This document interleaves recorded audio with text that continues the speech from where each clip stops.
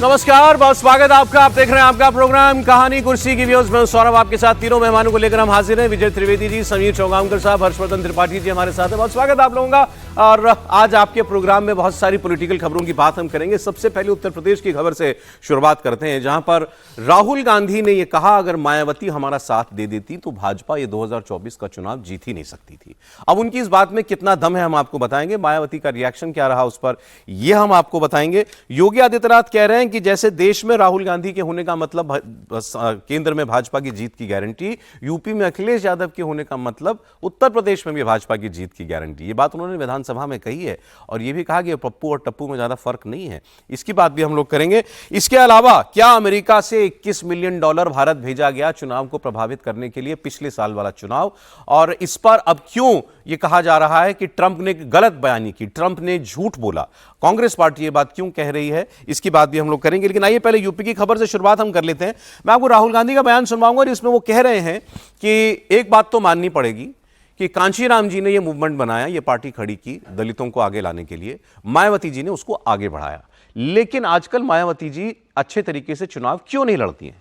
अब मायावती जी चुनाव अच्छे तरीके से नहीं लड़ती हैं या बहुत डटकर नहीं लड़ती हैं, इसमें कोई झूठ नहीं है, ये तो फैक्ट है। राहुल गांधी जब ये कहते हैं लेकिन कि अगर वो हमारा साथ दे देती, हम तो चाहते थे कि हमारे साथ मिलकर चुनाव लड़ें, तो भारतीय जनता पार्टी क्या 2024 में केंद्र में सरकार बना पाती? इस बात की थोड़ी पड़ताल हमको करनी पड़ेगी, तो वो बात हम करेंगे। मायावती जी की तरफ से लेकिन दो हिस्सों में जवाब आया।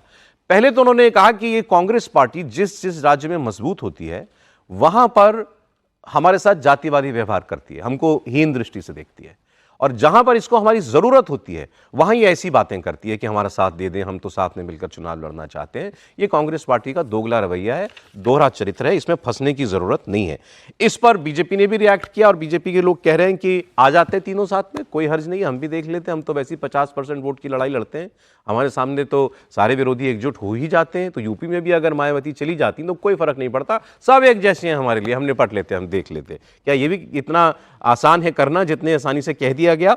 और इसके साथ आपको मैं वोट शेयर के साथ ये पूरी तस्वीर बताऊंगा। लेकिन पहले जरा राहुल गांधी का बयान आप सुन लें, उस पर केशव मौर्य जो यूपी के उप मुख्यमंत्री हैं उनका रिएक्शन है, और समाजवादी पार्टी से शिवपाल यादव ने भी एक इंटरेस्टिंग बात कही है, सुनिए। अब हम चाहते थे कि बहन जी बीजेपी के विरोध में हमारे साथ लड़े, मगर मायावती जी किसी न किसी कारण नहीं लड़ी। तो ये भी मतलब हमें तो काफी दुख लगा, क्योंकि अगर तीनों पार्टियां एक साथ हो जाती तो बीजेपी कभी नहीं जीत सकती। जी सर, सही है सर। जहां तक कांग्रेस मायावती जी के बारे में या मायावती जी अखिलेश जी के बारे में अगर कुछ कहती हैं तो हमारी नज़र में सपा बसपा कांग्रेस एक ही थैली के चट्टे बट्टे हैं। ये अलग अलग लड़े चाहे मिल करके लड़े, खिलेगा कमल ही सुशासन का विकास। राहुल गांधी ने बीएसपी को भाजपा की बी टीम बताया है, किस तरह से? और मायावती ने फिर राहुल गांधी को बी टीम बता दिया। देखिए, बड़े नेताओं का मामला है, उसमें मुझे नहीं कहना है, और हम अपनी समाजवादी पार्टी को मजबूत करने में लगे हैं। शिवपाल जी ने कहा बड़े लोगों का मामला है, वो लोग जाने। अच्छा, मायावती जी ने एक बात और कही है और ये भी बड़ी इंटरेस्टिंग बात है। उन्होंने ये कहा कि हमसे कह रहे हैं कि हमारी वजह से भाजपा को उत्तर प्रदेश में फायदा मिल गया तो केंद्र में सरकार बना ली उन्होंने। अभी दिल्ली का चुनाव हुआ है, क्या कांग्रेस पार्टी की वजह से भाजपा को फायदा नहीं मिला? अगर कांग्रेस और आम आदमी पार्टी मिलकर जीत जाती तो भाजपा इतनी आसानी से, अगर लड़ते तो भाजपा इतनी आसानी से जीत जाती क्या? तो असल में भी भाजपा की बी टीम तो कांग्रेस पार्टी है, ये सवाल खड़ा कर दिया है मायावती जी ने। तो इस पर भी हम लोग बात करेंगे, लेकिन पहले राहुल गांधी की आप जरा इंटेंशन को समझिए। वो एक कड़ी दर कड़ी काम कर रहे हैं। अभी आपने देखा था 2 दिन पहले हमने इस प्रोग्राम में भी चर्चा की थी, सुल्तानपुर के जूते बनाने वाले एक व्यक्ति से, रामचेत जी से, पूरे परिवार के साथ अपने घर में मिले थे 10 जनपद में, सोनिया जी, प्रियंका जी समेत सबके साथ। उनको सिलाई मशीन दी थी उन्होंने कि इससे आप जूते बनाइएगा तो बढ़िया रहेगा। उनका मामला अच्छा बढ़िया बन गया, उनका बिजनेस अच्छा हो गया, बहुत अच्छी बात है। लेकिन ये सब दलित वोट की कवायद है। समीर जी मुझे याद दिला रहे थे कि रविदास जयंती पर भी वो कार्यक्रम करने के लिए जाते हैं। तो राहुल गांधी बड़ी कॉन्शियसली काम कर रहे हैं पार्टी का दलित वोट वापस लाने के लिए। उसी कड़ी में ये बात है। अब वो वाकई में मायावती जी को इतने सम्मान से जब बुलाते हैं तो मायावती जी को क्या कोई ऑफर दे रहे हैं कि भाई तब नहीं, अब हमारे साथ आ जाइए, या वो मायावती जी के पास जो बचा कुचा दलित वोट है वो भी अपने पास ले आना चाहते हैं? हर्षवर्धन जी। नहीं, देखिए, इरादा तो उनका वही है, लेकिन क्योंकि उनका वोट ले आना वही कोशिश है, क्योंकि अगर वो आ जाए तो फिर मुसलमान प्लस दलित वो थोड़ा सा कुछ बात आगे बढ़ जाएगी। और राहुल गांधी को भी बहुत अच्छे से पता है कि जिस तरह से चुनाव दर चुनाव भारतीय जनता पार्टी को सफलता मिल रही है, सरकार बनना अलग बात है, सरकार तो किसी की भी बन सकती है, बिगड़ सकती है, लेकिन जिस तरह से बन रही वो थोड़ा राहुल गांधी के लिए और कांग्रेस के लिए चिंता की बात है, क्योंकि भारतीय जनता पार्टी उस मतदाता समूह के साथ आगे बढ़ रही है जो एक तरह से कहें कि पहले माना जाता था उनसे दूर था, उनका विरोधी था, अब उनके साथ है। अब कह रहे हैं कि वो उन्हीं के लिए चुनाव लड़ता है, अब वो सारा का सारा समूह उनके साथ चुनाव लड़ता है। ये कांग्रेस के लिए बड़ी चिंता की वजह है। जहां तक ए, बी और सी टीम की बात है, तो जो पार्टी जिसको लगता है तो वो दूसरे के ऊपर आरोप लगा देती है कि भाई हम इस वजह से हार गए। अब अभी अरविंद जी की पार्टी भी तो लगातार कह रही थी ना कि दिल्ली में ये नहीं लड़े होते तो हमारे इतने लोग जीत जाते और हम सरकार बना लेते। तो अब कोई उनसे पूछे कि भाई तुम किसका वोट खा के आए हो, तुमने तो पूरी तरह से कांग्रेस को उद्ध्वस्त किया है, तब यहां तक पहुंचे हो। लेकिन जो सबसे बड़ी बात है उसको जरा समझना चाहिए। उत्तर प्रदेश में 2027 का विधानसभा चुनाव होने जा रहा है। राहुल गांधी भले रायबरेली में जाकर ये बोल रहे हैं कि अगर हम तीनों पार्टियां एक साथ होते तो बड़ा अच्छा रहता, हम सत्ता से हटा देते, लेकिन अजय राय लगातार एक बात कह रहे हैं, 2027 का चुनाव कांग्रेस पार्टी अपनी ताकत पर अकेले लड़ेगी। बार बार जो फीडबैक मिल रहा है वो लोग कह रहे हैं कि अगर कांग्रेस अकेले नहीं लड़ेगी तो हमेशा पिछलग्गू रहेगी, हमेशा भारतीय जनता पार्टी जीतती रहेगी। जब तक कांग्रेस इस स्थिति में नहीं आएगी उत्तर प्रदेश की कि वो भाजपा के सामने कोई मुकाबला बने, तब तक आप कोई बहुत बड़ा स्थिति में परिवर्तन आ जाएगा ऐसा नहीं लगेगा। राहुल गांधी की कवायद वो है, उसमें मन में थोड़ा सा संदेह, मन में थोड़ा सा जो वोट बैंक है उसको विभाजित करना, ये कोशिश वो ठीक है। वो तो किसी हर पॉलिटिकल पार्टी की होती है कि भाई वोट हमको मिल जाए, लेकिन उनकी दोनों बातों का फैक्ट चेक हमको करना चाहिए। पहली बात यह कि अगर मायावती जी साथ आ जाती तो क्या तस्वीर बदल जाती। हम सब जानते हैं उत्तर प्रदेश में बीजेपी को बहुत बड़ा झटका लगा था। कितना सीट आई सर? 33 सीट आई, 33 और उनको आई 37 प्लस 6 43 सीट आई सपा और कांग्रेस पार्टी को मिलाकर के। आप जरा वोट शेयर देखें, मैं 2024 लोकसभा वोट शेयर बता रहा हूं आपको। बीजेपी का वोट शेयर 41.37% था, मैं यूपी की बात कर रहा हूं केवल। समाजवादी पार्टी का 33.59, कांग्रेस का 9.46। अब कांग्रेस और सपा का वोट शेयर मिला करके 43% के ऊपर चला जाता है। बीजेपी का लगभग 41.5% और इन दोनों का मिलाकर के 43%, और मायावती जी को मिलाकर लगभग 9.5%। 43% में 9.5% वोट जोड़िए साहब, 52% के ऊपर वोट हो जाता। उत्तर प्रदेश में बीजेपी कहां रह जाती? अगर इतना स्मूथलेस अगर वोट ट्रांसफर होता है तो पहली बात मैं फिर वही कह रहा हूं कि कांग्रेस बसपा, सपा बसपा, कांग्रेस सपा सब अलग अलग समय पर लड़ चुके हैं। ये जो हम लोग कैलकुलेशन करते हैं ये तब होता है जब चीजें हो चुकी हैं। क्या ये नहीं हम माने कि ये तीनों एक साथ आते तो वो मानते कि देखो ये तो एक साथ खड़े हैं, और तब और ज्यादा जिसको हम बार बार कहते हैं कि रिवर्स पोलराइजेशन होता है, भारतीय जनता पार्टी 50+ हो जाती।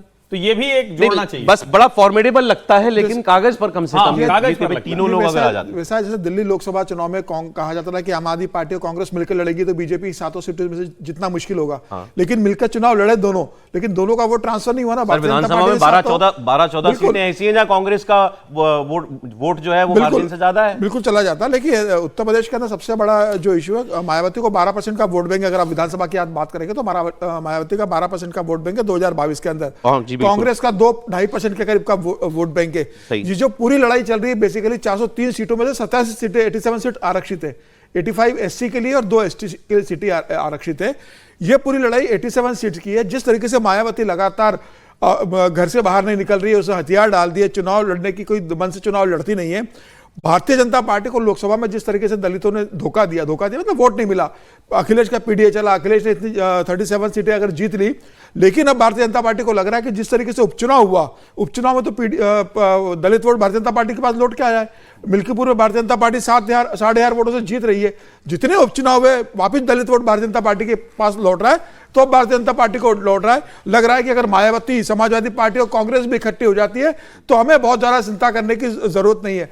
कांग्रेस ने तो अपना राष्ट्रीय अध्यक्ष दलित बनाया। आप कह रहे हैं 27 के इलेक्शन के लिए ये एक ऑफर है राहुल गांधी का मायावती को? निश्चित रूप से देखिए, राहुल गांधी जानते हैं कि कांग्रेस अपने नाम पे बहुत कुछ कर नहीं सकती। 2% का वोट बैंक है, बहुत ज्यादा कर लेगी तो 4% कर लेगी। खाली समाजवादी पार्टी के भरोसे रहने से बेहतर है कि समाजवादी पार्टी, बहुजन समाज पार्टी और कांग्रेस और छोटी पार्टी अगर मिलकर लड़ेंगे तो भारतीय जनता पार्टी को ये उत्तर प्रदेश में और रोकने की 24 के इलेक्शन से पहले ये बात राहुल गांधी ठीक कह रहे हैं कि कांग्रेस ने कोशिश की थी मायावती को साथ लाने की। नहीं, लेकिन आप एक Serious बात कोशिश बिल्कुल, और आप बात देखिए सर, 2012 और 2017 का चुनाव देखें तो समाजवादी पार्टी ने 10% का वोट बैंक बढ़ाया है अपना, 38% वोट मिला था और भारतीय जनता पार्टी को। भाई आप देखिए ना, बिल्कुल सही कह रहे हैं आप। मेरे पास 17, 22 और 24 का इलेक्शन का डेटा है। समाजवादी पार्टी और बीजेपी मजबूत होती जा रही है। बीजेपी 17 से 24 बढ़ा था और समाजवादी पार्टी का 10% 2% वोट बढ़ाया है अपना, 17 के विधानसभा से 24 के लोकसभा तक। लेकिन समाजवादी पार्टी ने ऑलमोस्ट 11% वोट बढ़ा लिया है। और सीटें भी देखिए तो समाजवादी पार्टी मजबूत रही है, लोकसभा का प्रदर्शन रहा है। तो भारतीय जनता पार्टी के लिए जरूर चिंता की बात होगी अगर ये तीनों साथ में आते हैं। और अगर दलित वर्ग को जिस तरीके से राहुल गांधी लगातार दलितों पर फोकस कर रहे हैं, अब तो खड़गे साहब उनके अध्यक्ष दलित हैं, अगर दलित लेकिन एक बात मायावती जी ने और कही है इसी के जवाब में राहुल गांधी की बात में। उन्होंने कहा कि हम इन सबके साथ रह के देख चुके हैं और हमारा अनुभव यह कहता है कि चाहे भाजपा के साथ चले जाओ, चाहे सपा के साथ, चाहे कांग्रेस के साथ, हमारा वोट इनको चला जाएगा, इनका वोटर हमारे साथ कभी नहीं आता। तो हम हमेशा घाटे में रहते हैं। अब मायावती के पास बचा क्या है? लोकसभा में एक सीट नहीं है, विधानसभा में आपके पास एक सीट है, सिर्फ 12% का वोट आपके गलत कह रही है। गलत कह रही है। मायावती को भारतीय जनता पार्टी के वोटर ने ही सत्ता में पहुंचाया। मायावती को समाजवादी पार्टी के वोटर ने 10 लोकसभा सांसद 19 में दिलाए। अभी मैं उसी की बात तो ये कहना कि मतलब लाभ नहीं होता, लाभ सबको होता है। लेकिन सवाल यह है क्या भारतीय जनता पार्टी जहां खड़ी है उसमें ये सब साथ आकर कोई लाभ ले पाते हैं? क्या ये सवाल है सर? राहुल गांधी मायावती का वोट चाहते हैं, चलिए तो ठीक है, मायावती को साथ भी लाना चाहते हैं क्या वाकई में? देखिए, राहुल गांधी को यदि आप देखें पिछले 2 साल से वो लगातार कोशिश करते रहे कि जो भी दूसरे दल है, नॉन बीजेपी दल, वो साथ मिले। उन्होंने अपनी एक्सरसाइज की, भले वो मिले कि नहीं मिले। जैसे आम आदमी पार्टी के लिए भी राहुल गांधी चाहते थे कि कुछ साथ चले जाए, हरियाणा में भी चले जाए, वहाँ पर भी चले जाए, दिल्ली में भी हो जाए, सब कुछ हो जाए, लेकिन नहीं हो पाया। समाजवादी पार्टी के साथ भी राहुल गांधी ने लगातार कोशिश की और ये भी सच है कि मायावती के साथ भी कोशिश की। दरअसल प्रॉब्लम क्या हुई है कि पिछले 20 साल में एक राजनीति बदली है। 20 साल पहले हम राजनीति में जिसके पास 30% वोट आ जाते थे, 30 से 32% वोट, वो सरकार बना लेता था। वो पॉलिटिक्स ओवरऑल चल रही थी। भारतीय जनता पार्टी, खास तौर से नरेंद्र मोदी की भारतीय जनता पार्टी काल उसको देखे तो उसने पूरी गणित को गड़बड़ा दिया। वो अब 40% से 45% से ऊपर चली गई है, कई जगह वो 50% पर हो गई है। तो 50% वोट का मुकाबला करना बहुत मुश्किल है किसी भी पार्टी के लिए। सबको एक होना पड़ता है, तो उसके लिए सबको एक होना पड़ेगा। अब हम ये कह सकते हैं कि भाई ये पेपर पे ठीक लगता है, ये भी कह दे कि भाई 9% उनके और 20% उनके और 30% उनके, सब मिला के 52% हो रहा है। तो 52% मान लीजिए नहीं हो रहा, तो 45% तो हो रहा होगा। Exactly. और वो अभी दिखा आपको 2024 के चुनाव में, लोकसभा में, कि कांग्रेस और समाजवादी पार्टी एक साथ हो गई तो बीजेपी को उसने वहां पर उत्तर प्रदेश जैसे गढ़ में हरा दिया, पीछे कर दिया। राहुल गांधी की बात ही सही मान लें कि मायावती जी मन से नहीं लड़ी। हाँ, वो बल्कि उनका 10% वोट लिया। हाँ, 10% तो बिना मन के, क्योंकि उनका वोट तो 18% के करीबन है ना, तो वो 10% वोट तो बिना उसके भी आ रहा है। तो यदि मायावती जी मन से लड़े और समाजवादी पार्टी की ताकत रहे और कांग्रेस भी अपना वोट बढ़ा ले, तो तीनों मिलके 40-42% पर अगर पहुंच जाती है, उसको गणित के हिसाब से 50% में मत जोड़िए, 45% आप फैक्ट के तौर पर राहुल गांधी की दोनों बातों को सच मानते हैं कि उनकी मायावती साथ आती तो बीजेपी गड़बड़ा जाती, और दूसरा कि मायावती जी किसी वजह से चुनाव ठीक से नहीं लड़ती? दोनों बातें साफ है उसमें, इसमें कोई ऐसा बड़ा खेल नहीं है। मायावती जी लगातार, और इस तरह से उन्होंने बहुजन समाज पार्टी को एक तरह से खत्म किया है। बाकी जिसका नुकसान हो रहा है कांग्रेस का, समाजवादी पार्टी का, समाजवादी पार्टी को तो फायदा ही हुआ है कि कुछ वोट जो था, जो अभी तक समाजवादी पार्टी के साथ नहीं आता था, वो चल रहा है। लेकिन अखिलेश, और अब 2027 के चुनाव के लिए तो जरूरी है कि वो तीनों पार्टी एक साथ आ जाए, यदि वो भारतीय जनता पार्टी को हराना चाहते हैं। क्योंकि योगी सरकार के वोट बैंक में 45% से कम वोट भारतीय जनता पार्टी को नहीं मिलने वाला है। पिछली बार 41% था। हाँ, तो 40 से 45% का वोट है, तो उसके लिए तो तीनों पार्टी, पिछले विधानसभा चुनाव में भाजपा को मिला 41% वोट, सपा को मिला 32% वोट, कांग्रेस को मिला मात्र 2.5% वोट, उससे भी कम, और बसपा को मिला ऑलमोस्ट 13%। माहौल भी बनता है ना, परसेप्शन भी बनता है, वो इंपॉर्टेंट बात है। मतलब वोट मिल रहा है कि नहीं मिल रहा है, सीट किसी को कितनी मिली हो, वोट है मायावती जी का। नहीं, बिल्कुल है। लेकिन मूल सवाल की तरफ फिर से लौटने कि राहुल गांधी सचमुच ये चाहते हैं कि लोग उनके साथ आए, वो एक गठजोड़ बनाए, तो मैं इसको नहीं मानता हूं। वो चाहते हैं कि लोग आए,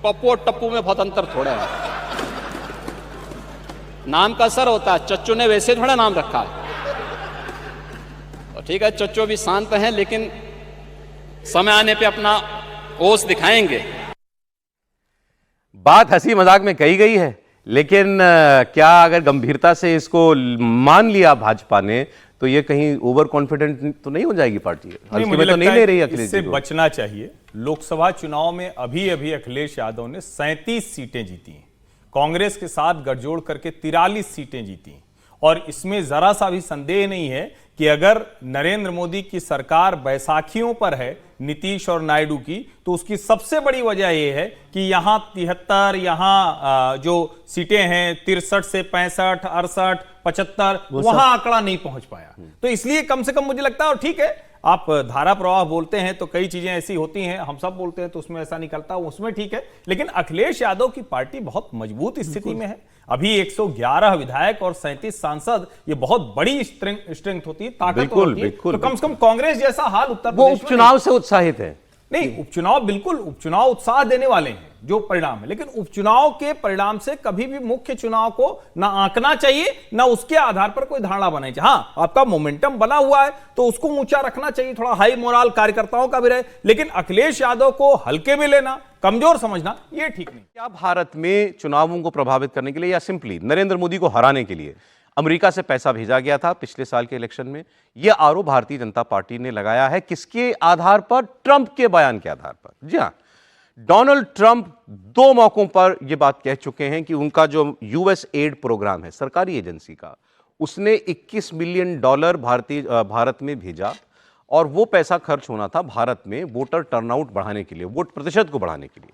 तो ट्रंप 2 मौकों पर यह कह चुके हैं कि भाई ये भारत के पास ना पैसे की कमी है और हमें भारत के में वोट ज्यादा पड़े इसकी चिंता क्यों हो रही है। इसका मतलब यह है कि या तो कोशिश ये थी कि ये हार जाए मोदी और कोई और आ जाए, ये ट्रंप ने बोला है कि किसी और को जिताने के लिए पैसा भेजा गया था, या दूसरी बात यह है कि आप पैसा भेज रहे हो, ये रिश्वत था, ये किकबैक इसमें इन्वॉल्व था कि किसी बहाने से भारत पैसा भेजो, कुछ पैसा वहां लगेगा और बाकी पैसा रिश्वत के तौर पर हमारे यहां वापस आ जाएगा। तो इन 2 मकसद से यह पैसा भारत में भेजा गया था। अब लेकिन ट्रंप ने साफ साफ जब यह कह दिया कि नियत कहीं ये तो नहीं थी कि ये हार जाए मोदी और कोई और आ जाए, तो बीजेपी ने इसको लपक लिया, और बीजेपी ने फिर इसके बाद राहुल गांधी के पुराने बयान भी याद दिलाए। 2023 में आपको भी याद है वो गए थे यूरोप के दौरे पर, वहां जाकर उन्होंने कहा था कि भारत में सारी लोकतांत्रिक व्यवस्था ध्वस्त हुई जा रही है और ये तथाकथित लोकतंत्र के प्रहरी अमेरिका और यूरोप के देश, ये लोग खामोश बैठे हैं, ये कुछ कर नहीं रहे हैं। तब भी भारतीय जनता पार्टी ने बहुत शोर मचाया था और कहा था कि ये विदेशी हाथ की मदद चाहते हैं भारत में चुनाव को प्रभावित कराने के लिए, अब विदेशी सरकारों से मिलकर भारत में मोदी को हराने के लिए मदद मांग रहे हैं। वो बात भाजपा ने फिर याद दिलाई ट्रंप के इस बयान के बाद। लेकिन अब इसमें कहानी में ट्विस्ट क्या है? ट्विस्ट ये है कि आज इंडियन एक्सप्रेस अखबार ने खबर छापी है, और उस खबर में इंडियन एक्सप्रेस अखबार ने यह दावा किया है कि ट्रंप ने गलत बात बोली, ट्रंप ने फैक्चुअली गलत बात बोली। ये $21 मिलियन भारत के लिए नहीं, बांग्लादेश के लिए था। अब इस पर उन्होंने अपनी कोई इन्वेस्टिगेशन किया और उनका लंबी कहानी हो जाएगी, इसलिए शॉर्ट में बता रहा हूं आपको।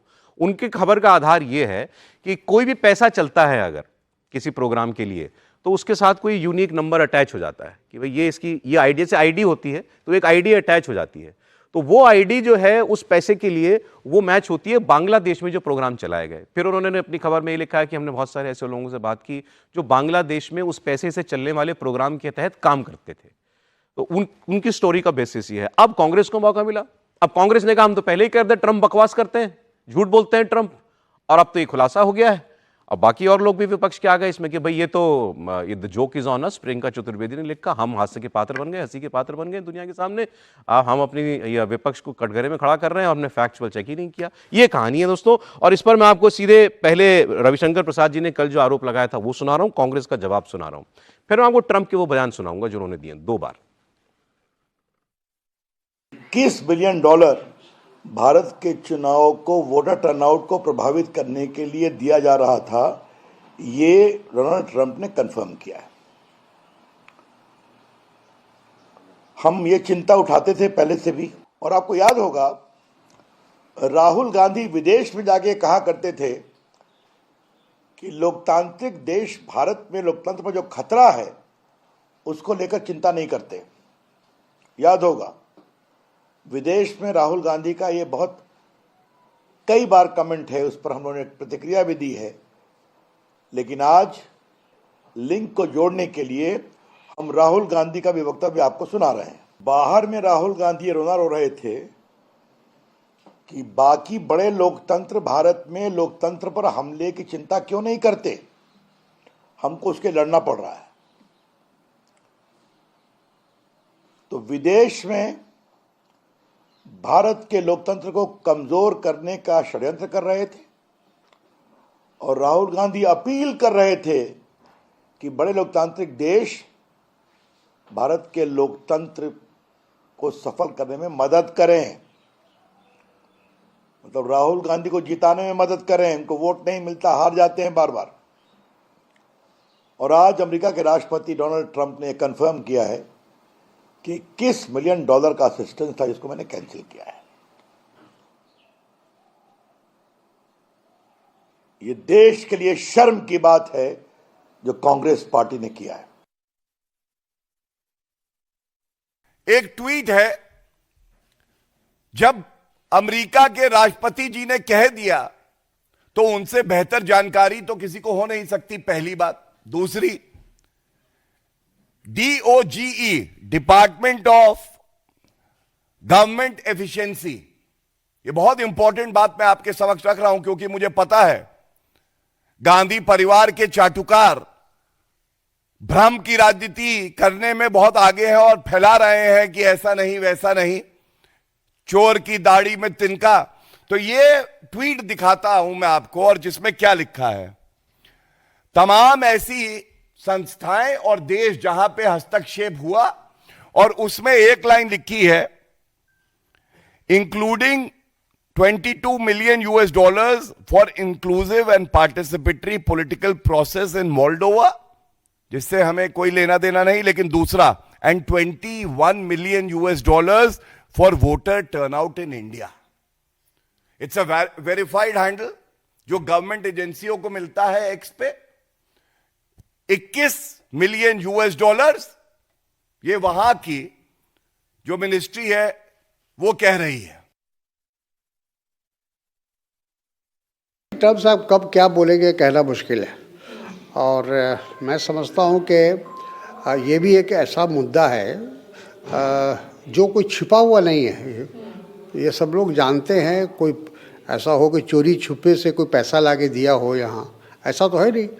वो तो खुलेआम पैसा ट्रांसफ़र हुआ, दिया गया, और किस पर्पस के लिए दिया गया ये सब को जानकारी थी इसकी। इससे कोई इन्फ्लुएंस का सवाल ही नहीं है। टर्न आउट ज़्यादा से ज़्यादा लोग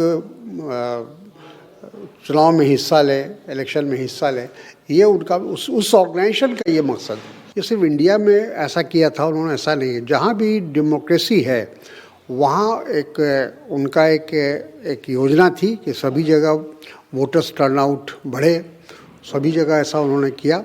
उसी में भारत में भी किया और 2012 में किया। 2012 में तो हमारी सरकार थी और जाहिर है कि उसका फ़ायदा बीजेपी को मिला, उससे कांग्रेस को तो कोई फ़ायदा मिला नहीं। तो मेरा ख्याल है कि पूरी बात की जानकारी। And $21 million for voter turnout in India. What do we need to spend $21 million for voter turnout in India? Wow, $21 million. I guess they were trying to get somebody else elected. Wow, we ought to tell the Indian government, because when we hear that Russia spent about $2 in our country, it was a big deal, right? They took some internet ads for $2,000. This is a total breakthrough. $21 million for India elections. अब आप सारी खबर आपके सामने, मैं विजय जी का reaction पहले लेना चाहता हूं। सर मुझे बताइए, अब भाजपा कह रही है राष्ट्रपति ट्रंप से ज्यादा तो कोई नहीं जानता। वो 2 बार ये बात कह चुका, मैंने एक बयान चलाया, कल का भी है उनका, कल भी 2 बार उन्होंने ये बात कही है। तो वो 2 बार जो है गलत बयानी करेंगे। अब वो राष्ट्रपति, उसको नहीं मालूम वो क्या कह रहा है। और जो दूसरा जो डिपार्टमेंट है वो DOGE, डिपार्टमेंट ऑफ गवर्नमेंट, वो बाकायदा लिस्ट दी है, उसमें नाम लिखा है $21 बिलियन टू इंडिया। तो भाई मतलब भारत में चुनाव प्रभावित करना था इनको। नहीं, देखिए एक बात समझ लीजिए सौरभ जी, कि ये कोई पहली बार तो हो नहीं रहा कि यूएसएड से जो पैसा आ रहा है वो पहली बार आया हो। हर बार लगातार किसी न किसी बहाने से आता रहता है। देश में, भारत में भी आता है, भारत के बाहर भी आता है। जो ट्रंप साहब कह रहे हैं, पहले तो उसको इस तरीके से समझने की जरूरत है कि क्या वो भारत के रेफरेंस में बात कर रहे हैं या बाइडेन के रेफरेंस में बात कर रहे हैं। ना उनका निशाना बाइडेन है। उनका निशाना बाइडेन है, क्लियर है, समझ रहे हैं आप बात? क्यों उनका निशाना बाइडेन है, उनका निशाना भारत नहीं है कि वो भारत के लिए या मोदी सरकार के फायदे नुकसान के लिए बात कर रहे हैं, वो बाइडेन के रेफरेंस में बात कर रहे हैं। अब जो पैसा आता है, यदि उसको हम कॉर्पोरेट करें वोटर टर्नआउट से, ट्रंप साहब की बात मानेंगे ना, चलिए आज हम ट्रंप साहब की बात मानते हैं, उनका वोटर टर्नआउट इंक्रीज करने के लिए करते हैं। तो 2019 का वोटर टर्नआउट कितना था हमारा? 67% प्लस था, और 2024 का कितना हुआ? 65%। तो क्या वोटर टर्नआउट बढ़ा? नहीं बढ़ा। तो ये बात तो कॉर्पोरेट नहीं हो रही। ठीक है, वोटर टर्नआउट कब बढ़ा? 2009 से 2014 में 58 से 64%। उसमें किसकी सरकार बनी? उस समय भी पैसा आया 2012, जिसका चर्चा हम लोग कर रहे हैं यूएसएड में।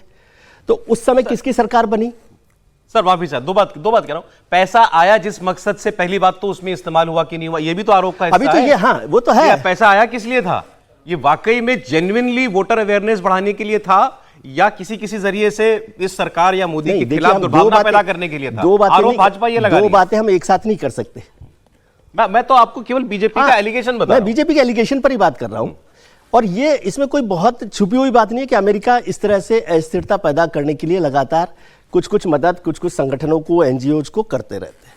इसमें भी कोई बड़ी बात नहीं। यही तो वो कह रहे हैं। हाँ नहीं, लेकिन अभी नहीं, कहने से नहीं होता ना। अभी तो आप 10 साल से सरकार में है, 2024 के चुनाव से पहले भी वही सरकार मौजूद थी। क्या उसकी निगरानी नहीं होती? यूएसएड का जो पैसा आता है वो बिना निगरानी के तो आ नहीं सकता। फॉरेन फंडिंग का पैसा, उस पैसे को किसके पास गया, कैसे इस्तेमाल हुआ? एक तो वो वोटर टर्नआउट को कॉर्पोरेट ही नहीं कर रहा, पहली बात।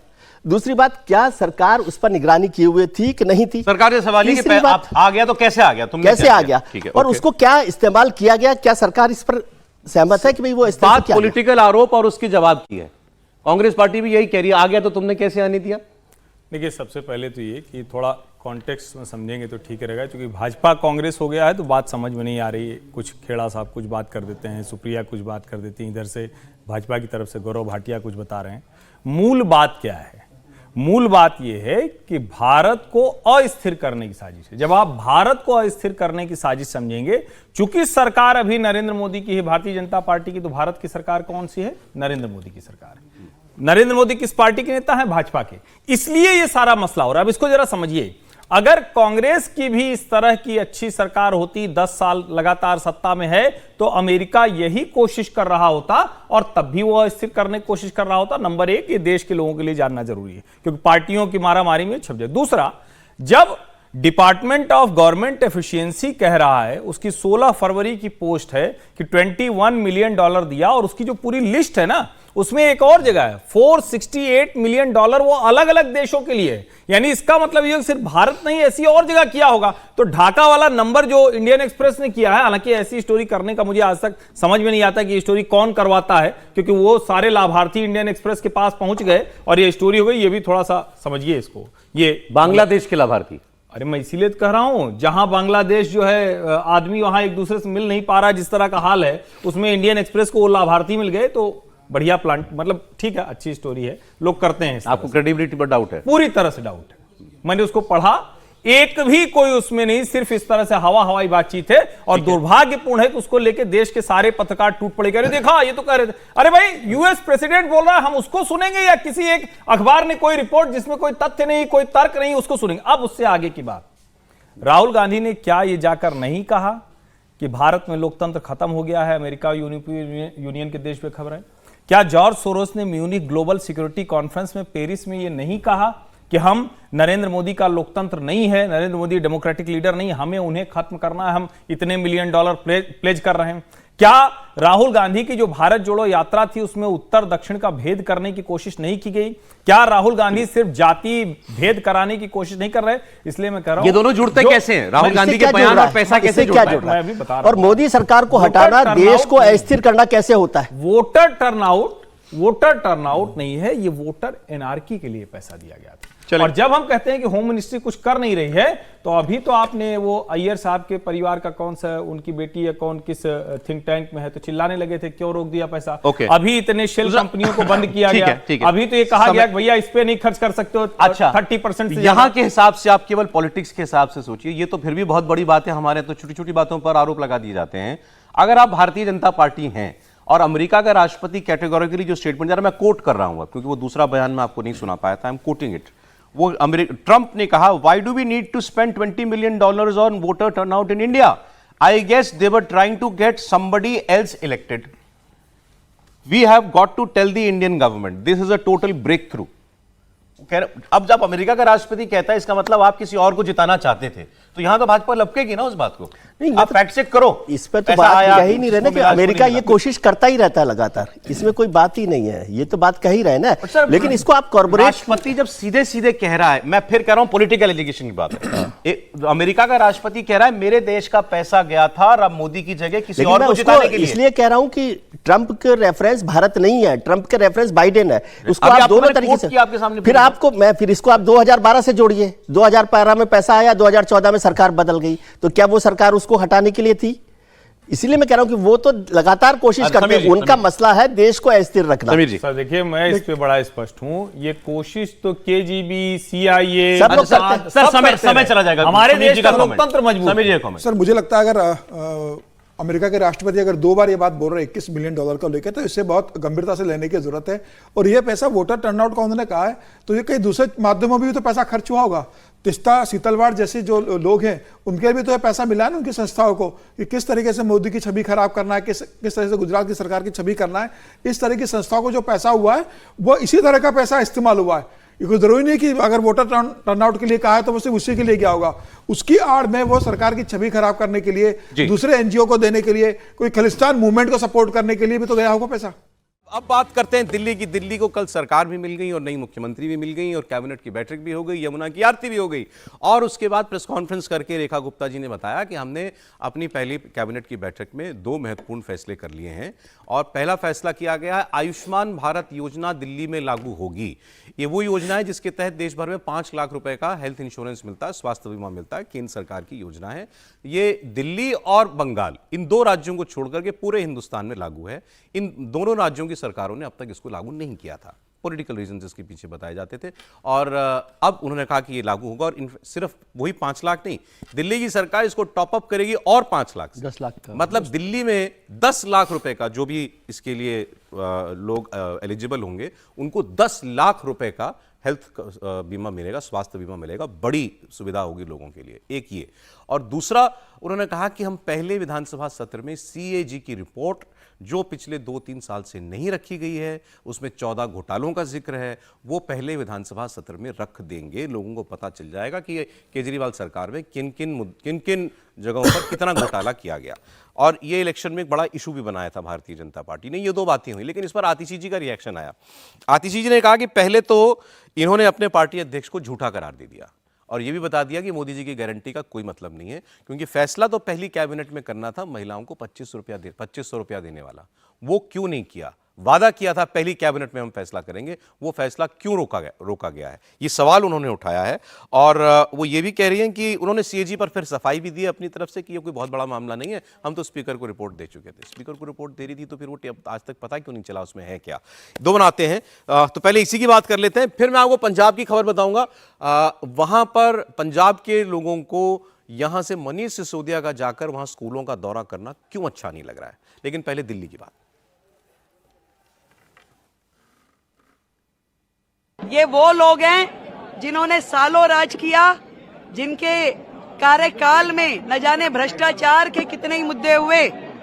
इनको डर इस बात का है कि जब पहली सदन में, पहले हाउस में कैग की रिपोर्ट रखी जाएगी तो न जाने कितनों के चिट्ठे निकल के आएंगे। हमें एक दिन में प्रश्न उठाने वाले ये कौन लोग हैं जिन्होंने दिल्ली को बैकफुट पे कर दिया, जिन्होंने दिल्ली का सर्वनाश किया, जिन्होंने दिल्ली की जनता के अधिकारों का हनन किया, जिन्होंने केवल नारे दिए, दिल्ली के लिए काम नहीं किए। आज मां यमुना की आरती करते हुए हमने फिर से उस संकल्प को दोहराया जो हमारी प्राथमिकता रहेगी। माँ यमुना को फिर से उनके पुराने साकार स्वरूप में लेके आना, साफ सुथरा करना, दिल्ली को वो यमुना माई का फिर से आशीर्वाद देना जिसके वो अधिकारी हैं। यमुना की सफाई हमारी प्राथमिकता। विधानसभा में सीएजी की रिपोर्ट्स मैंने ही बतौर मुख्यमंत्री तब के स्पीकर रामनिवास गोयल जी को भेजी थी, और ये तो रूटीन प्रोसीजर है कि जब भी सीएजी रिपोर्ट्स भेजी जाती हैं, जब वो स्पीकर के पास पहुंचती हैं, उसके बाद वो विधानसभा के अपकमिंग सत्र में टेबल होती हैं। उन्होंने ये साबित कर दिया रेखा गुप्ता जी ने कि मोदी जी की गारंटी नहीं होती, मोदी जी की गारंटी जुमला होती है, कि मोदी जी की बात पे विश्वास नहीं किया जा सकता, क्योंकि मोदी जी ने तो हर मंच पे बोला, बार बार बोला कि पहली कैबिनेट की बैठक में 2,500 रुपए प्रति माह देने की योजना महिलाओं को पास होगी। लेकिन रेखा गुप्ता जी ने मोदी जी को झूठा साबित कर दिया। पहले ही दिन मुख्यमंत्री बनने पर रेखा गुप्ता जी ने जेपी नड्डा जी को झूठा साबित कर दिया। आतिशी जी को देखा तो मुझे याद आ गया कि ये ताना कसा जाता था आम आदमी पार्टी की तरफ से कि कौन कब बनाएंगे मुख्यमंत्री, कब होगा बीजेपी विधायक दल की बैठक में फैसला, उनका नेता कौन है। अब उन्होंने तो चलिए कर लिया 11-12 दिन लगा करके, आम आदमी पार्टी को भी तो अब करना चाहिए। कौन होगा लीडर ऑफ अपोजिशन, उनके भी 22 विधायक जीते हैं, उनका नेता कौन है। और लग रहा है कि आतिशी जी ही होंगी, जिस तरीके से हर बात का जवाब देने के लिए सरकार का वही अब सामने आ रही हैं। कोई आरोप लगाने के लिए भी उन्हीं को आगे किया जा रहा है। देखिए पोस्टर लेकर के आई हूं, 2500 रुपया कब दोगे। अब इस पर दबाव बना रही है आम आदमी पार्टी रेखा गुप्ता की सरकार के ऊपर। लेकिन पहले जो उन्होंने ये मैं 2500 रुपये वाली बात पहले कर लेना चाहता हूं। वो कह रही है मोदी जी को, नड्डा जी को झूठा करार दे दिया आपने, फैसला क्यों नहीं किया पहले कैबिनेट में। देखिए कल बैठक हुई है और अभी 24 फरवरी से सेशन भी शुरू हो रहा है। मुझे इसमें कोई आशंका नहीं लग रही कि ये सरकार 8 मार्च को, जो प्रधानमंत्री जी ने आश्वासन दिया कि 8 मार्च को महिला दिवस पर 2500 रुपये मिल जाएंगे, मुझे इसमें कोई आशंका बहुत नहीं लग रही। कल एक तो आपने कल देखा होगा, कल दिन भर किस तरह का कार्यक्रम उनका चला है। एनडीए की बैठक हुई है, फिर उसके बाद वो यमुना पर गए हैं, फिर उसके बाद लेट हो गई 7 बजे, पहले 4 बजे। आपने कैबिनेट में 2 फैसले तो किए ही ना, आयुष्मान का नहीं, लेकिन उन्होंने ये भरोसा दिलाया कि 8 मार्च को पैसा देंगे, क्योंकि नहीं वो फाइनेंस का मामला है और उसमें जो काम है, मुझे नहीं लगता कि कोई इसमें आशंका की जानी चाहिए। और वो दबाव बना रही है, उसमें भी कोई नहीं है। लेकिन इसमें कोई शक नहीं है कि मोदी जी ने कहा है तो 8 मार्च से पहले पैसा चला जाएगा। मुझे इसमें तो कोई शक नहीं है। समीर जी, निश्चित रूप से प्रधानमंत्री मोदी ने जब रैली में स्पष्ट बोल दिया था, और कल मुख्यमंत्री रेखा गुप्ता का यह बयान आया है कैबिनेट के बाद में कि 8 मार्च को जो किस्त है पहली महिलाओं के खाते में 2,500 रुपए की, वो चली जाएगी। ठीक है, अगर मुख्यमंत्री साफ कह रही है, प्रधानमंत्री मोदी कह चुके हैं, तो ये तय जाएगा। अब जरा फिर ये सीएजी वाली बात कर लेते हैं। रेखा गुप्ता जी ने सीएजी वाला फैसला भी कल किया। आतिशी जी ने इसका जवाब जो है बड़ा मतलब वो टालने वाले उसमें दिया कि भाई ये तो हमने तो दे दी थी रिपोर्ट, स्पीकर को दे दी थी, हमारा काम तो खत्म हो गया, बाकी स्पीकर जाने, यही कहने का उनका मतलब था। लेकिन वो तो 2022 से लंबित थे रिपोर्ट। अब इलेक्शन के बीच में ये कहा जा रहा था आम आदमी पार्टी की तरफ से भी अब तो असेंबली चल नहीं रही है, अब अगली सरकार आएगी उसमें देखेंगे, हम ही आएंगे, अगले सेशन में हम रख देंगे। लेकिन वो नहीं आया, बीजेपी वाले अगर वो आ भी जाते तब भी नहीं रखते केक की रिपोर्ट। जो 2022 से केक की रिपोर्ट सदन में नहीं रख रहे हैं, सत्ता में आने पे क्या है उसमें ऐसा सर? कुछ तो ऐसा रहा होगा, दाल में काला जरूर है, तभी तो रखी नहीं गई। अगर लगातार भारतीय जनता पार्टी इस चुनाव में इसको मुद्दा बनाती रही, और भारतीय जनता पार्टी ने पूरे चुनाव प्रचार अभियान में इस बात का जिक्र किया है कि हम सत्ता में आएंगे तो विधानसभा का जो पहला सत्र होगा उसमें हम केक की रिपोर्ट पेश करेंगे। केक की रिपोर्ट के कई पॉइंट्स बाहर आ गए, शीश महल में कैसा हुआ, बाकी चीजों को कैसा हुआ, केक की रिपोर्ट में उसके 2 बातें आई थी जो लीक होकर के आई थी। एक तो उसमें ये 2300-2200 करोड़ रुपए का शराब घोटाला है, 2600 करोड़ रुपए का, और इसमें कुछ 30-40 करोड़ रुपया लगा शीश महल के अंदर। तो मुझे लग रहा है कि अगर कुछ नहीं था तो जो अरविंद केजरीवाल कहते थे कि भाई रिपोर्ट तत्काल, केक की रिपोर्ट पर तो उन्होंने कांग्रेस और केंद्र सरकार को, मनमोहन सरकार को गिरा था, तो अरविंद केजरीवाल को तो तत्काल जब केक की रिपोर्ट आई थी सदन में रखना चाहिए। रिपोर्ट आएगी तो इनको जांच भी तो बढ़ानी पड़ेगी ना, फिर उस पर जांच होगी ना सर। बिल्कुल की रिपोर्ट आएगी, उसमें क्या फाइंडिंग है, कमेटी बनेगी, जांच होगी, और सिर्फ उसकी रिपोर्ट की जांच नहीं होगी, बाकी और भी जो मामले हैं, अभी जब मंत्री बैठेंगे, जब सेक्रेटरी बताएंगे किस मंत्रालय में कैसा खर्चा हुआ है, पैसा कहां गया है, किस तरीके से कोई टेंडर पे हुआ है, नहीं हुआ है, अभी तो बहुत सी बातें निकलेंगी। तो ये बड़े मामले हैं जो सामने आए, कई छोटे ऐसे मामले हैं जो अभी जब सरकार काम तो करेगी क्या आम आदमी पार्टी अब इस सरकार के काम से ज्यादा चिंता करे कि सीएजी की रिपोर्ट में क्या आएगा? नहीं, देखिए, मुझे लगता है कि एक तो ये कि जो आतिशी जी बोल रही हैं वो खुद भी उस पर आश्वस्त नहीं है। पोस्टर बनवा लिया, कुछ महिलाओं को इकट्ठा कर लिया, 2500 रुपये देना असेसमेंट होगा। जाहिर है, जब सरकार में आने के बाद आप वादा करते हैं तो उस वक्त एक वादा करते हैं कि आप ये काम करेंगे, लेकिन जब आप सरकार में आ जाते हैं तो असेसमेंट होता है, उसकी रिपोर्ट तैयार होती है, उसके आधार पर फिर कैबिनेट उसका प्रस्ताव पारित करेगी और बताएगी कि इतने का बजट है। ये ऐसा थोड़ी ना है कि वो साइन कर देंगे, अच्छा हम सबको 2500 देंगे। असेसमेंट करेंगे ना, कितनी महिलाओं को देना है, कौन लोग हैं, उनको कैसे दिया जाएगा, तब फिर ये काम होगा। नंबर एक तो वो तो चूंकि मोदी जी ने कहा है तो होगा, ठीक है। लेकिन जो दूसरा वाला पहलू है सीएजी रिपोर्ट वाला, वो जरा समझिए। सीएजी रिपोर्ट में सिर्फ इतना भर नहीं होगा। अभी समीर जी ने वो मुहावरा बोला ना, दाल काली है, यमुना बहुत काली कर दी इन्होंने। 7000 करोड़ रुपया कहां गायब हो गया, वो भी सीएजी रिपोर्ट का हिस्सा है। सीएजी रिपोर्ट का हिस्सा वो जो तथाकथित शीश महल, जिसको इस सरकार ने कहा कि हम नहीं जाएंगे, म्यूजियम बनेगा, जो भी बनाए। दूसरा शराब घोटाला, तीसरा ये जो यमुना है, और 14 में हम 3 ही गिना पाए, तो और क्या क्या हो सकता है।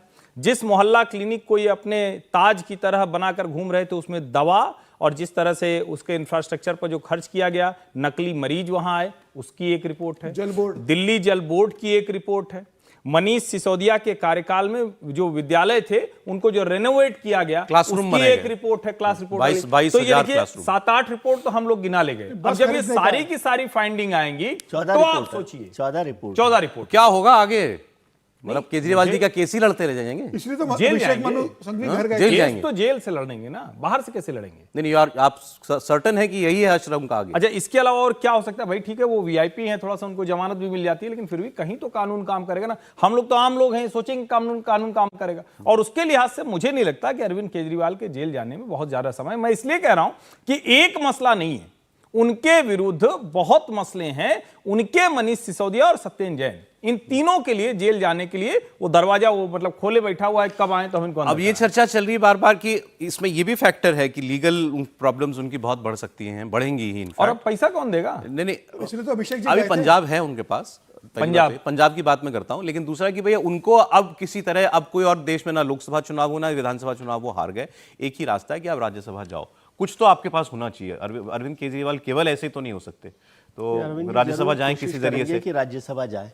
लेकिन क्या उनकी बात कोई मानते नहीं। अभी पहले कहिए कि वो दूध का जला छाछ को फूकना, एक स्वाति मालीवाल का अभी झंझट खत्म नहीं हुआ, और फिर वो परसों शपथ ग्रहण समारोह में उनको मंच पर देख रहे होंगे तो वैसे ही परेशान हो रहे होंगे। तो आसान रास्ता तो नहीं है, लेकिन मुझे लगता है कि वो राज्यसभा जाने का कोई ना कोई रास्ता निकालेंगे। अच्छा। अभी जो कैग रिपोर्ट्स पर है, उस पर एक तो ये समझना चाहिए कि ये पार्लियामेंट्री ऑब्लिगेशन है, उस सरकार को करना ही चाहिए था। आतिशी जी के पास कोई बहाना नहीं होता, और 4 साल से 5 साल से बढ़ी। एक चीज और मैं बता दूं, दिल्ली विधानसभा के बारे में कोर्ट ने बोला था आपकी नियत पर संदेह होता है। संदेह होता नहीं। एक चीज और मैं बताऊं कि जो और राज्यों में नहीं होता, संसद में नहीं होता, वो दिल्ली विधानसभा के साथ है कि दिल्ली विधानसभा साइनेडाई नहीं होती है। ये साइनेडाई एडजॉर्न नहीं होती। उसका कभी भी बुला ली जाती है। हाँ, कभी भी बुला सकते हो। एक दिन के नोटिस पर आप कहते हैं कि कल बुलानी है तो कश्मीर फाइल्स पर एक छोटी सी लाइन जोड़ दूं कि अभी जो काम करना चाहिए, जो कल मुख्यमंत्री जी ने किया कि जो नियुक्तियां थी रद्द की हैं इनकी, मैं कह रहा हूं वो एक बहुत बड़ा मसला है, जिसकी चर्चा मैं चुनाव से पहले भी कर रहा था कि आम आदमी पार्टी का कार्यकर्ता संगठन उन नियुक्तियों और उस सरकारी खजाने से चल रहा था। तो वो एक बहुत बड़ा मामला होगा यदि उस पर जांच। सर, मैं जरा पंजाब की बात करना चाहता हूं। खबर शॉर्ट में यह है, दिल्ली के पूर्व शिक्षा मंत्री, जिनको क्रेडिट दिया जाता है दिल्ली में शिक्षा क्रांति करने का, मॉडल स्कूल बना देने का, सरकारी स्कूलों को प्राइवेट स्कूलों से बेहतर बना देने का दावा किया जाता है, वो पंजाब के शिक्षा मंत्री हरजोत सिंह बैंस के साथ पंजाब के कुछ स्कूलों का दौरा कर रहे थे। कल तस्वीर आपके सामने है।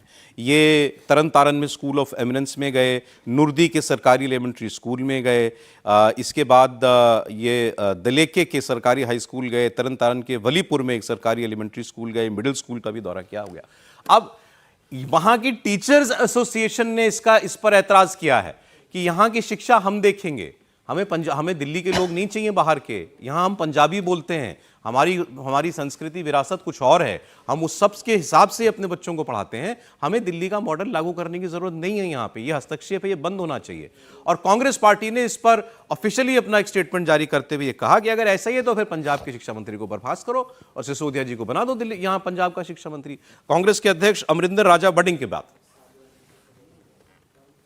To be very honest Sisodia साहब ਨੂੰ ਦੌਰਾ ਕਰਨ ਦੀ ਬਿਕੋਜ਼ ਤੁਹਾਨੂੰ ਲੋਕਾਂ ਨੇ ਉੱਥੇ ਨਕਾਰਤਾ ਹੈ ਐਂਡ ਇੱਥੇ ਕੈਬਨਿਟ ਦਾ ਵਜ਼ੀਰ ਹੈਗਾ ਆਲਰੇਡੀ ਹਰਜੋਤ ਬੈਂਸ ਸਾਹਿਬ ਸਿਸੋਦੀਆ ਸਾਹਿਬ ਰਾਏ ਦੇ ਸਕਦੇ ਆ ਬੈਠ ਕੇ ਉਹਨਾਂ ਨੂੰ ਕਮਰੇ 'ਚ। ਪ੍ਰੋਬਲਮ ਕਿੱਥੇ ਹੈ? ਪ੍ਰਾਈਡ ਹੈ, ਪੰਜਾਬ ਦਾ ਸਨਮਾਨ ਹੈ। ਜਦੋਂ ਤੁਸੀਂ ਪੰਜਾਬ ਆ ਕੇ ਪੰਜਾਬ ਦੇ ਮੰਤਰੀ ਨੂੰ ਦੀ ਜਗ੍ਹਾ ਤੇ ਤੁਸੀਂ ਜਾ ਕੇ ਸਕੂਲਾਂ 'ਚ ਵਿਜ਼ਿਟ ਕਰੋਗੇ, ਦੌਰੇ ਕਰੋਗੇ, ਤਾਂ ਫਿਰ ਪੰਜਾਬ ਦੇ ਮਿਨਿਸਟਰ ਦੀ ਕੀ ਵੈਲਿਊ ਹੈ? Then you do one thing ਕਿ ਹਰਜੋਤ ਬੈਂਸ ਜੀ ਤੋਂ ਅਸਤੀਫਾ ਲੈ ਲਓ ਤੇ ਸਿਸੋਦੀਆ ਸਾਹਿਬ एजुकेशन मिनिस्टर बन जान।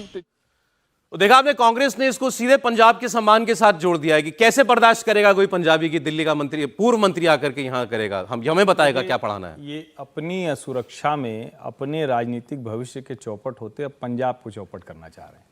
भाई आप तो ये कहते थे कि सब दिल्ली मॉडल ही फॉलो कर रहे हैं, आप ही तो बताते थे ना। ये आया था कि वहां के सारे लोग आए हैं, देख के जाएंगे। वो भगवंत मान आए थे तो उस बार तो बड़ा पैर वैर छुआ था अरविंद केजरीवाल की, इस बार वाले में पैर छूने वाली फोटो ही नहीं आई। तो मतलब मसला तो है। और अमरिंदर क्या गलत है इसमें? आपकी पार्टी का सीनियर लीडर है। तो सीनियर लीडर से क्या होता है? आप कह रहे हैं कि शिक्षा मंत्री वहां का जो अभी तक चला रहा था, मतलब वो कुछ कर नहीं रहा था। दिल्ली में अभी तक मनीष जी व्यस्त थे, दौरा ही तो किया है। दोनों चीज नहीं हो सकती। या तो अभी तक कुछ नहीं कर रहे थे, सब पंजाब की शिक्षा व्यवस्था का बड़ा बुरा हाल था, या अब वो बताएंगे तभी वो कर पाएंगे। मतलब पंजाब के लोगों में इतनी भी समझ नहीं है कि वो अपना शिक्षा, अपने स्कूल, अपनी चीजें चला सके।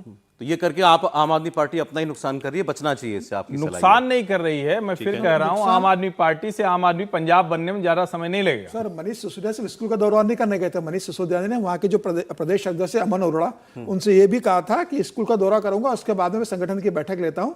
वो कुछ कैबिनेट मंत्रियों से उन्होंने कहा था आने के लिए। अच्छा, अमन अरोड़ा ने ये कह दिया कि मंत्रियों का ये कहना है कि अभी तो 8 तारीख को रिजल्ट आया, 10 तारीख को तो हम दिल्ली में सब बैठक करके आ चुके हैं और अरविंद केजरीवाल जी आ रहे हैं क्या बैठक में? उन्होंने कहा नहीं, अरविंद नहीं, मनीष सिसोदिया जी आए। तो उन्होंने कहा जब केजरीवाल जी आएंगे तब बैठक में मना कर दिया वहां के मंत्रियों ने। 4 से 6 मंत्रियों ने बैठक में आने से ये बात कह दिया कि मनीष सिसोदिया से आप कह दीजिए कि अभी 4 दिन पहले तो हम बैठक करके दिल्ली में आए, अरविंद केजरीवाल जी आ रहे हैं क्या? अमन अरोड़ा ने कहा कि नहीं, सिसोदिया जी बॉस नंबर 2 बन के पहुंचे थे। वो नंबर 2 बन के पहुंचे थे कि मैं संगठन की बैठक लूंगा, मंत्रियों से बात करूंगा। तो आधे से ज्यादा मंत्रियों में तो सुनीता जी ने मंत्रियों ने मना कर दिया बैठक में आने से। राहुल गांधी अभी रायबरेली के दौरे पर गए हुए थे और वहां उन्होंने जो बातें कही मायावती जी को लेकर जो कहा उस पर हमने चर्चा कर ली है। वहां उन्होंने लोगों से ये कहा कि मैं आपका सांसद हूं, लेकिन आप प्रियंका को भी बुलाते रहा कीजिए यहाँ पर। वो अब वायनाड की सांसद हैं, लेकिन वो मुझे वायनाड बुलाती है, मैं वहां जाता हूं। तो आप भी ये माने कि आपका एक नहीं 2 सांसद हैं, तो 2 लोग हैं जो आपके लिए काम करते हैं। प्रियंका वैसे भी जो हैं चुनाव में तो हर वक्त लगी ही रहती हैं कांग्रेस पार्टी के लिए, और राहुल गांधी चुनाव लड़ते हैं, सोनिया गांधी लड़ती थी तो उनके लिए कैंपेन भी करती हैं। तो उन्होंने कहा कि आप प्रियंका को भी अपने सांसद के बराबर ही समझिए, उनको यहाँ बुलाते रहा कीजिए। यहाँ से बात शुरू हुई। कांग्रेस पार्टी की अभी एक बड़ी ऑर्गेनाइजेशनल बैठक भी हुई थी, लंबी, कई घंटों चली थी, उसमें कई फैसले कांग्रेस पार्टी ने लिए हैं। लेकिन प्रियंका गांधी का रोल क्या हो, ये अभी भी कांग्रेस पार्टी के अंदर इसको लेकर कोई क्लैरिटी नहीं है। ये कुछ लोगों से बात की है, मैं उसके आधार पर आपको बता रहा हूँ। प्रियंका जी सांसद हो गई हैं, अब केवल एक एमपी के तौर पर तो उनको नहीं देखा जाता, लेकिन कांग्रेस में लोग कहते हैं कि प्रियंका जी का अपना एक अलग पावर स्ट्रक्चर भी है। जाहिर है वो गांधी परिवार की एक इम्पॉर्टेंट सदस्य हैं, तो इस लिहाज से उनका एक एमपी से कहीं बढ़कर दर्जा है। लेकिन इससे आगे क्या? राहुल गांधी अब पार्टी के आइडियोलॉग, लीडर, सब कुछ हो चुके हैं। राहुल गांधी ही नीति तय करते हैं, राहुल गांधी ही बताते हैं कि हमें समाज के बीच में क्या मैसेज लेकर के जाना है। लेकिन चुनाव लड़ना एक अलग किस्म की कला है, जिसमें उनके विरोधी बहुत पारंगत हैं, भारतीय जनता पार्टी। उस चुनाव लड़ने की कला में क्या प्रियंका गांधी को जोड़ा जाएगा, या सीधे सीधे इलेक्शन मैनेजमेंट में प्रियंका गांधी का रोल बढ़ाया जाए? ऐसी चर्चाएं हम सुन रहे थे। अभी इसमें कितना सच है ये तो कांग्रेस पार्टी के कोई नेता जो है वो बता सकता है, लेकिन हमें जानकारी ये है कि प्रियंका जी को ये ऑफर किया गया है कि उनका रोल अब आगे और बढ़ना चाहिए, उनको और जिम्मेदारी लेनी चाहिए। इस पर पलटकर जवाब नहीं आया है अभी। कौन रोक रहा है इस जवाब को, ये भी बहस की बात हो सकती है। राहुल गांधी का वो बयान आपको मैं सुना रहा हूं जिसमें उन्होंने कहा कि आप प्रियंका को भी रायबरेली बुलाते रहा कीजिए। सुनिए। रायबरेली एक ऐसी कंस्टिट्यूएंसी है शायद पूरे हिंदुस्तान में जिसके 2 सांसद हैं, एक मैं हूं और एक प्रियंका है। तो कभी कभी उसको भी यहां बुला लिया करो। वो मुझे वायनाड बुलाती है, मैं जाता हूं। रायबरेली के भी वो सांसद हैं, उसको भी यहां बुलाया करो आप।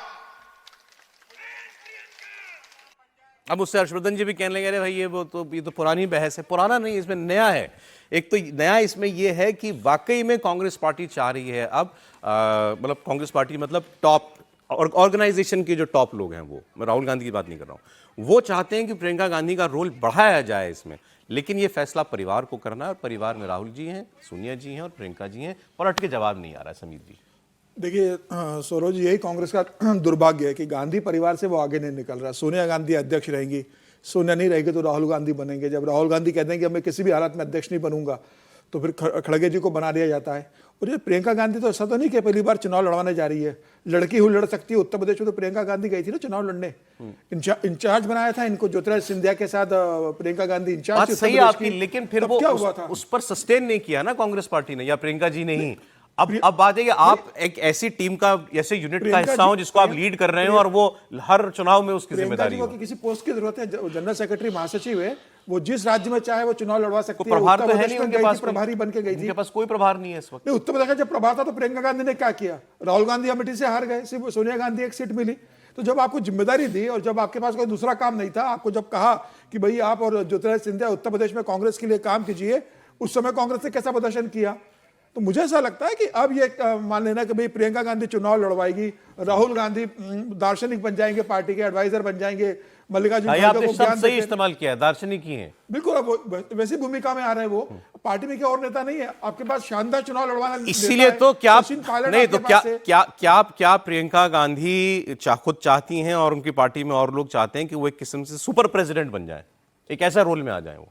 दरअसल अब पार्टी के अंदर तैयारी चल रही है कि मल्लिकार्जुन खड़गे के बाद प्रियंका गांधी को राष्ट्रीय अध्यक्ष बनाया जाए। सांसद बन चुकी है सही में, बिल्कुल पार्टी के अंदर तैयारी चल रही है कि प्रियंका गांधी को अगला राष्ट्रीय अध्यक्ष बनाया जाए। और यह तय है कि मल्लिकार्जुन के बाद, खड़गे साहब के बाद प्रियंका गांधी कांग्रेस की राष्ट्रीय अध्यक्ष तय है, बोल रहे हैं आप, तय है, आप मान के चलो तय है पार्टी के अंदर प्रियंका गांधी अगली। इससे तो सारी राजनीति बदल जाएगी, कांग्रेस पार्टी का सब कुछ बदल जाएगा। ये बिल्कुल होने वाला है कांग्रेस के अंदर। अब नेता राहुल गांधी रहेंगे, पार्टी के अध्यक्ष प्रियंका हो जाएंगे, बनेंगे, सुपर सलाह देते रहेंगे, काम प्रियंका गांधी राहुल गांधी के हिसाब से करेंगे। त्रिपाठी जी देखिए, प्रियंका के लिए अध्यक्ष की कुर्सी बहुत लंबे समय से लोग मांग कर रहे थे और आपको तो ध्यान ही में है कि वो आचार्य प्रमोद कृष्णन जी तो यही कह के वहाँ से नमस्ते हुए थे।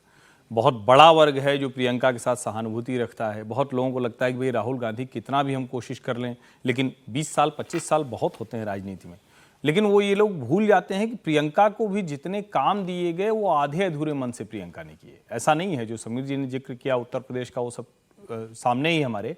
अभी भी आप देखिए, अब तो वो सांसद हो गई ना, उसके बाद तो कोई एजेंडा लेकर रेगुलर वो खड़ी दिखें। और कई बार तो मुझे ये भी लगता है कि अब हमारे यहाँ लोकतंत्र है, लोकतंत्र में एक सत्ता पक्ष होगा, दूसरा विपक्ष होगा। तो अगर ये कुछ भी ना करें ना, तो भी हम लोग कुछ तो बात करेंगे। हम लोग कहेंगे कि भाई राहुल जी कुछ कर रहे हैं, प्रियंका जी कुछ कर रही हैं। बात बड़ी स्पेसिफिक हो गई आप समीर जी की जानकारी के बाद। नहीं, ये प्रेसिडेंट बनाना चाहते, प्रयास कर रहे हैं, बन सकती हैं पार्टी, लेकिन उससे क्या कुछ होगा, क्या क्यों नहीं होगा फिर? क्योंकि एक बड़ा वर्ग है जो राहुल गांधी के साथ, अब उनको लगता है कि ये बढ़िया लड़ा है संघ से, ये बढ़िया लड़ा है भारतीय जनता पार्टी से, ये नरेंद्र मोदी को अच्छे से जो उल्टा सीधा कहना है, अपशब्द कहना है, वो कह लेता है। तो उस वर्ग का क्या होगा? तो कांग्रेस वो रहेगा, राहुल गांधी लीडर रहेंगे। देखिए, राहुल गांधी तो वही रहेंगे जो दार्शनिक आपने बोला, दार्शनिक रहेंगे, तो दार्शनिक लीडर हैं वो। लेकिन दार्शनिक इस तरह से नहीं होता ना भाई। दार्शनिक के लिए थोड़ा उसको अपनी रंग ढंग वो सब बदलना पड़ेगा। नहीं, पार्टी का नेतृत्व वही करेंगे, नटबोट वाली जो काम है वो फिर कोई और करेगा, प्रियंका जी करेंगी। उसके लिए आपको दिखा, मतलब जिसको कहते हैं ना कि वो दिखे ना कि आप कहां से कहां की योजना बना रहे हैं, किस कॉन्स्टिट्यूंसी पे आप एड्रेस कर रहे हैं, कौन सा ऐसा एजेंडा आप लेकर चलेंगे, उसको कैसे, किन लोगों को आप भरोसा कर रहे हैं, वो कुछ दिखना चाहिए ना। इससे वो एक्साइटमेंट भी नहीं हुई सुन के कि प्रियंका कांग्रेस की अध्यक्ष हो सकती है? देखिए कुछ बदलेगा राजनीति वही में। मैं फिर कहूंगा तो अभी आप कहेंगे कि भाई जब कोई एक्साइटमेंट होता है तो कितनी बार होता है, 1 बार 2 बार 3 बार 4 बार, जब वही एक्साइटमेंट बार बार है और उसके बाद क्या होता है, आप कह रहे हैं कुछ नहीं होगा, अरे वो अध्यक्ष बन जाए तो कुछ नहीं, पूरी तरह से मामला फुस तो वही है। विजय जी, पहले तो इस बात पर आपका क्या कहना है कि क्या प्रियंका अध्यक्ष हो सकती है पार्टी की? देखो, प्रियंका पार्टी के अध्यक्ष हो सकती है, नहीं हो सकती, लेकिन समीर जी कह रहे हैं तो उसमें बात में दम होता है, वो ऐसी बात करते नहीं, पहली बात। दूसरा, प्रियंका जी के अध्यक्ष होने में ऐसा सवाल क्या ही है? हाँ, प्रियंका जी आज औपचारिक अध्यक्ष नहीं है। मैं तो वो वाला फोटो अभी देख रहा हूँ जिसमें खड़गे साहब ने कहा था कि मैंने आग्रह किया है टिकट के लिए। यहाँ तो मैं जिंदगी भर देखता रहा कि पार्टी के अध्यक्ष के पीए के सेक्रेटरी का ड्राइवर, उस तक लोग टिकट मांगने के लिए लगे रहते हैं, और वो पार्टी अध्यक्ष ने आग्रह किया उनसे क्या आप लड़ लीजिए। तो इसके बाद उनके अध्यक्ष होने नहीं होने का कोई मायने नहीं है, लेकिन अध्यक्ष हो जाएंगे। और एक थोड़ा सा कंफ्यूजन मुझे हुआ, आपने कहा जो बात ठीक है कि विचारधारा, अभी दार्शनिक का विषय, तो विचारधारा ही से तो चुनाव लड़ते हो आप। कह रहे हो विचारधारा को लेकर अलग चलेंगे, राहुल जी प्रियंका जी चुनाव लड़ेंगी। भारतीय जनता पार्टी को आप देखिए, भारतीय जनता पार्टी अपनी विचारधारा के साथ चुनाव लड़ रही है ना, लेकिन चुनाव लड़ने के लिए और बहुत कुछ करती है ना सर, कुछ करना पड़ता है। तो उसमें वैसे प्रियंका जी बेहतर चयन हो सकता है उनका, बेहतर कैंडिडेट हो सकती है, क्योंकि शी इज मोर प्रैक्टिकल।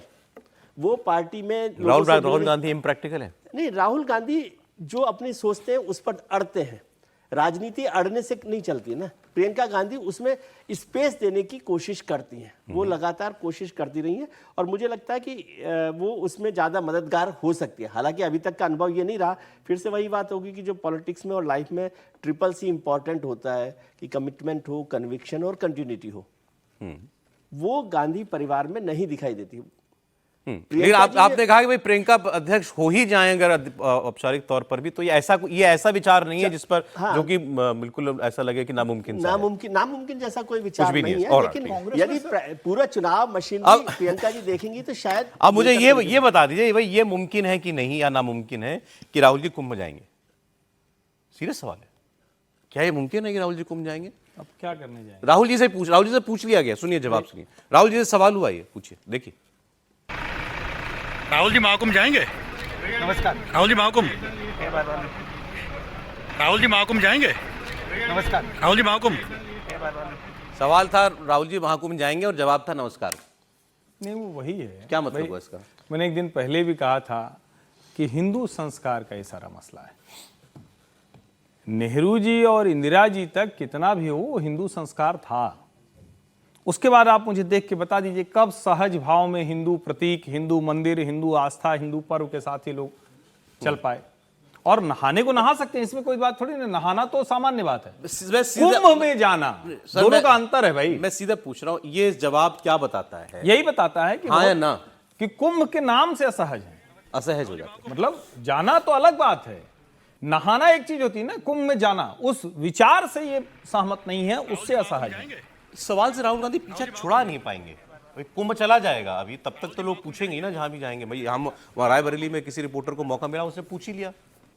अब कांग्रेस पार्टी लाग कहेगी ये तो एजेंडाबाजी है सब है, लेकिन भाई ये तो सवाल है। नहीं, दुनिया जाके नहाई मारेगा। देखिए, राजनीति में राजनीति के हिसाब से भी आपको चलना पड़ता है। आप सहज है कि ऐसे वैसे, उनके उससे लग ही रहा है कि वो सहज नहीं है, इस बात से सहमत हूँ। लेकिन आप सहज नहीं होते तब भी बहुत सारे काम राजनीति में करते ही हैं, दिखाने के लिए करते हैं। हालांकि फिर मैं इस बात पर हूँ कि 58 करोड़ लोग आज पहुंच गए हैं महाकुंभ में, लेकिन अभी कम से कम 25 करोड़ 30 करोड़ हिंदू हैं जो नहीं गए।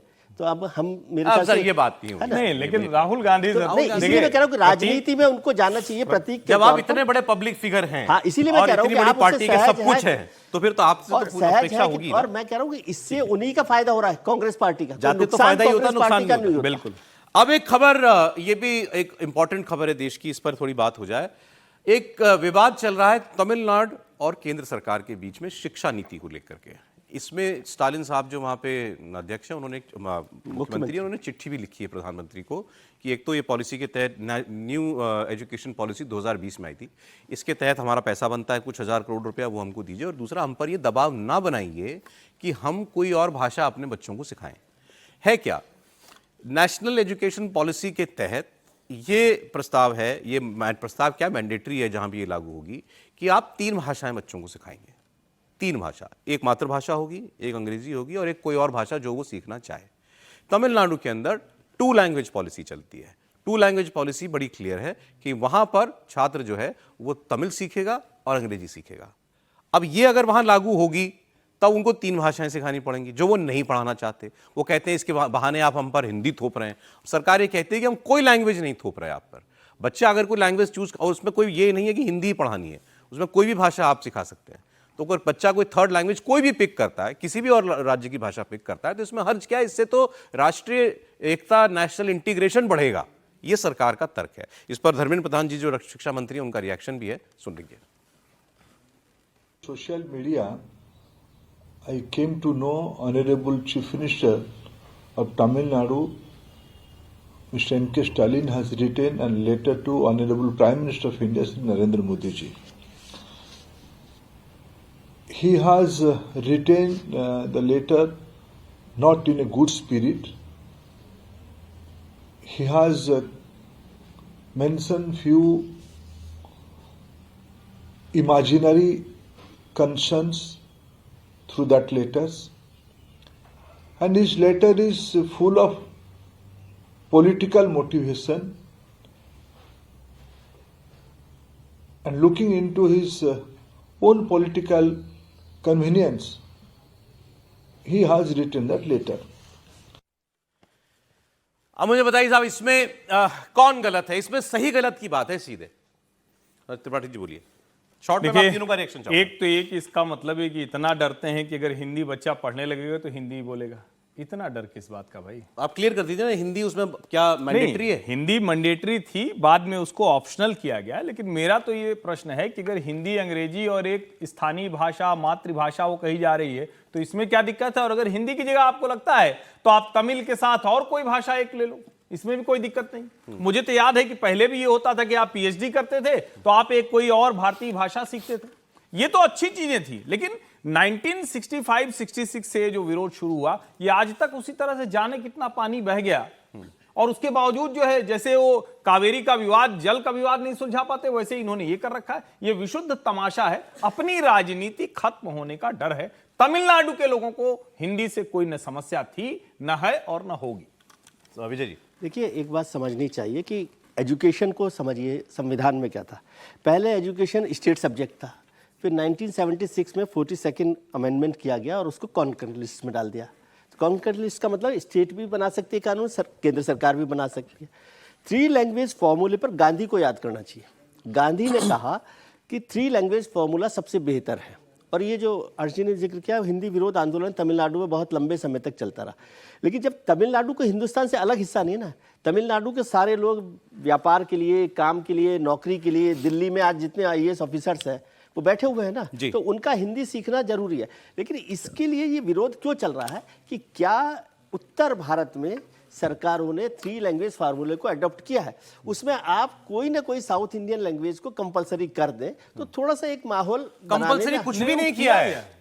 वो यही कहा जा रहा है कि आप मातृभाषा के अलावा एक और भाषा तो लेंगे ही। वो सबके लिए अच्छा है। आप हिंदी का डर दिखा रहे हैं बार बार। और वो छोटे स्टालिन साहब ने जो वहां डिप्टी सीएम हो गए हैं, उन्होंने कह दिया हम कैंपेन चलाएंगे गेट आउट मोदी अगर आपने हम पर ये तीसरी भाषा। तो इतिहास रहा है ना सर। जब जवाहरलाल नेहरू ने कहा था कि 15 साल बाद हिंदी को राष्ट्रभाषा बना देंगे, तो लाल बहादुर शास्त्री जब बने और हिंदी को राष्ट्रभाषा बनाने के आए तो तमिलनाडु में कितना आंदोलन हुआ है।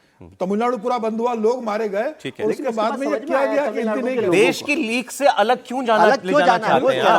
वो बात है। वो तो लंबे समय से हिंदी विरोध। अब तो ऐसा लग रहा है कि थोप दिल्ली नहीं रहा है आपके ऊपर कोई भाषा, वो आप उनको याद आप रखना अड़ रहे हो कि खामखा प्रणब में। मुखर्जी ने एक बार कहा था कि मैं प्रधानमंत्री इसलिए नहीं बन पाया क्योंकि मुझे हिंदी नहीं आती। आती। तो एक बड़ा हिस्सा हिंदुस्तान का वो हिंदी के साथ, और हिंदी का मतलब तमिल का विरोध नहीं है। बिल्कुल। लेकिन सर नरसिंह राव तो बन गए थे। चलिए खैर, उनको बहुत सारी भाषाएं आती वो थी तो हिंदी के ज्ञाता थे, वो सभी भाषाओं के हिंदी, संस्कृत। बहुत शुक्रिया समय देना हर्षवर्धन जी, विजय जी, समीर जी, बहुत धन्यवाद आपका। कल फिर मुलाकात होती है।